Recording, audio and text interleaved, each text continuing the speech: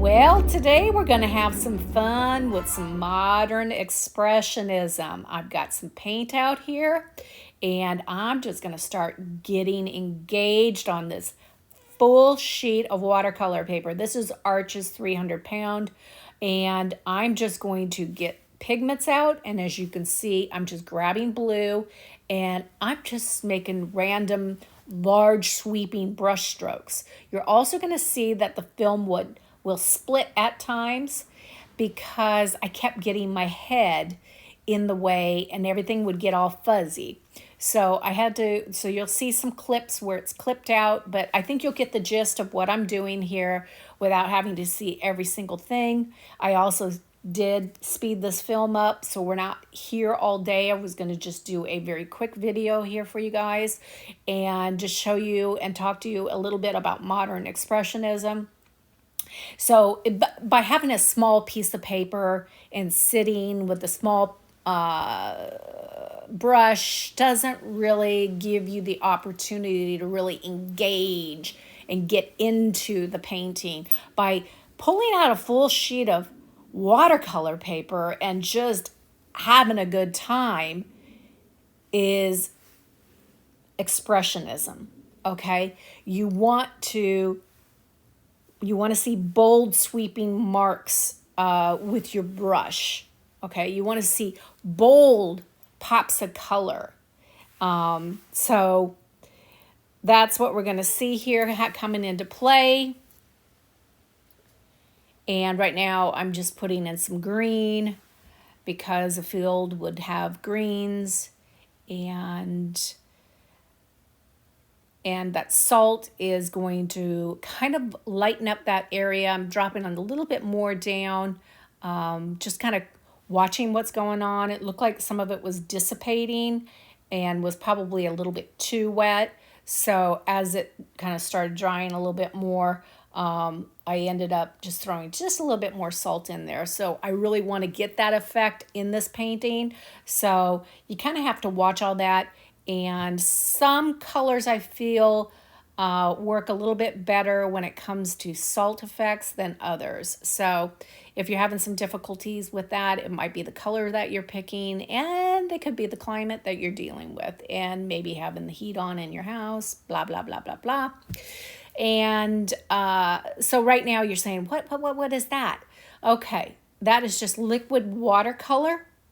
This is the Dr. P.H. Martin watercolor, and you can find that in where there's a little thing that says shop. You can see all the stuff that I've listed that I'm allowed, that I can find to list. If you can't find it there, you can actually go and click on the description where it's a little like the caption of the video. If you click on that, it will take you to the description box, and then there you'll see my Amazon link.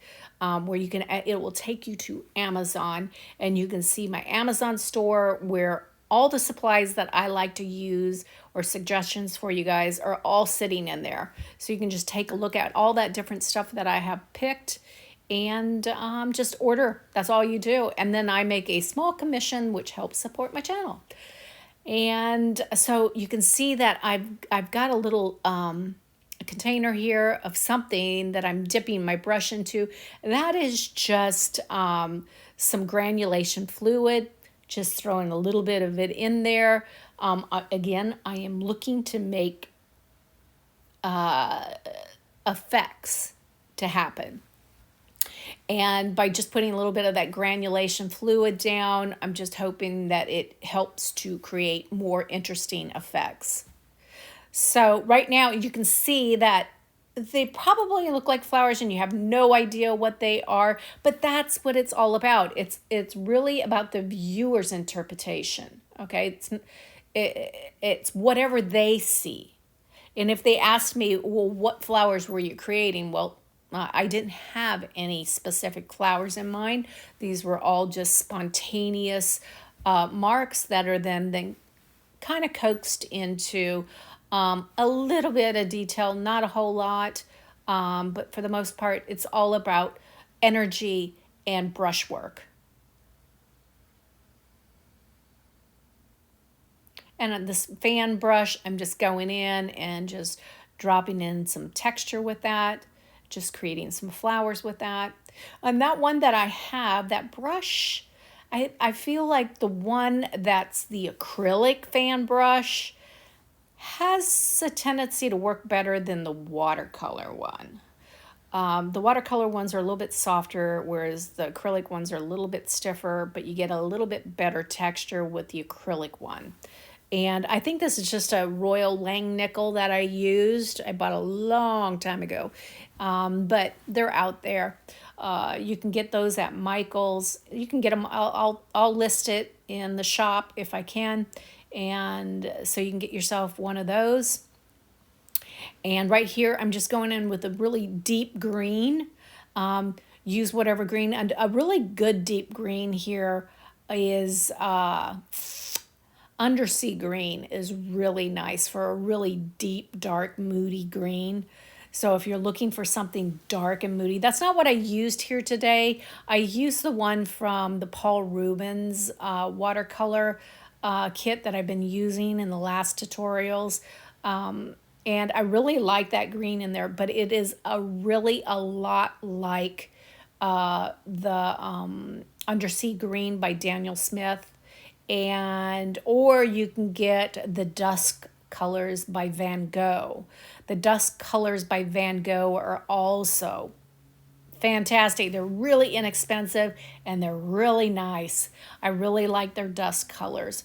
So those are just a few little things for you. So right now I just have a very floppy script liner, and I'm just, the floppier the brush is, the better.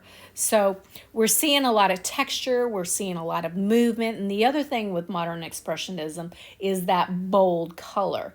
So picking bold colors, I like my violet. I love blue and violet together. That's just me.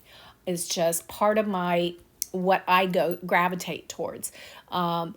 So that's like an automatic thing for me. The other thing that I picked, which I don't always pick, is orange. But I picked the orange because I thought, you know what? The blue is a complementing color to orange is blue. You know what I mean? So that's why I picked that. So now what you're seeing here is just a little bit of Dr. P.H. Martin Bleed Proof White going down.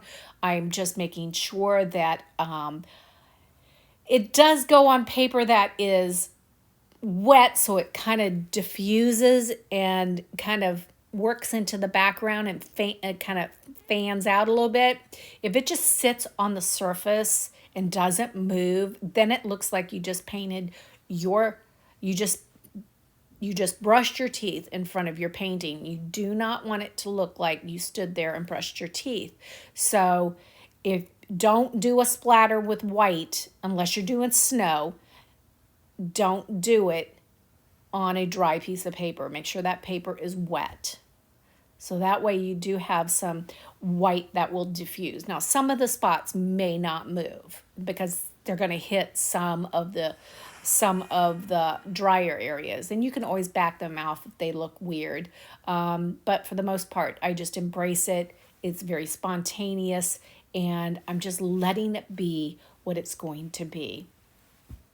So right now, I'm just using a little bit of iridescent paint. I put it on a separate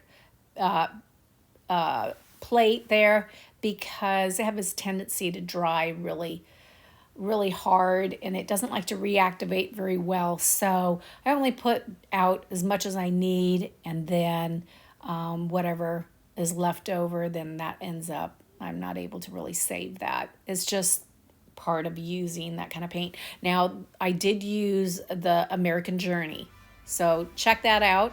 You guys, I hope you enjoyed this. Stay safe, stay well, and may God bless. Bye for now.